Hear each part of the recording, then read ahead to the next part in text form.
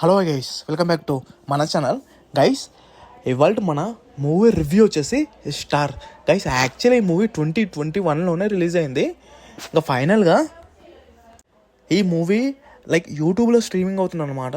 ఇంకా ఫైనల్గా మూవీ చూసిన తర్వాత నాకేమనిపించిందంటే బాగుంది గైస్. ఎస్పెషల్లీ ఈ మూవీలో కొన్ని మైనస్ పాయింట్స్ కూడా ఉన్నాయి. అదేంటో ఇన్ డెప్త్ రివ్యూలో చెప్తే. సో దయచేసి ఎవరైతే మన ఛానల్ని ఫస్ట్ టైం చూస్తున్నారో ఇలాంటి జెన్యున్ రివ్యూస్, జెన్యున్ టాపిక్స్, ఇంకా జెన్యున్ అప్డేట్స్ కోసం మన ఛానల్ని సబ్స్క్రైబ్ చేసుకోండి.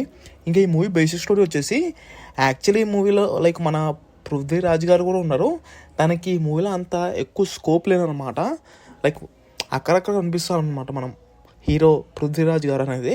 ఇంక ఈ మూవీ బేసిక్ స్టోరీ వచ్చేసి అయితే ఒక ఫ్యామిలీ ఉంటుంది, మ్యారేజ్ చేసుకుని హ్యాపీగా లీడ్ చేస్తుంటారు. ఇంకా అనుకోకుండా వాళ్ళకు ఒక బాబు ఉంటారు, చిల్డ్రన్.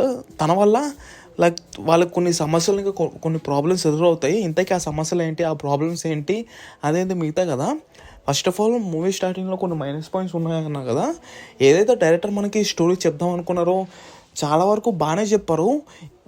ఏదైతే ఎగ్జిక్యూషన్ ఉందో చాలా వరకు ఇంకొంచెం బాగా చెప్పుంటే బాగుండేదేమో అనిపించింది నాకు. అంత మించేం లేదు.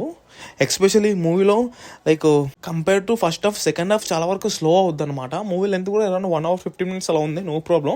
ఇంకా ఫైనల్గా ఎవరైనా ఒక్కసారి అయితే వాచ్ చేయాలనుకుంటే కనుక వాచ్ చేయొచ్చు. ఇదైతే మన తెలుగు లాంగ్వేజ్లో కూడా యూట్యూబ్లో స్ట్రీమింగ్ అవుతుంది ఎస్పెషల్లీ.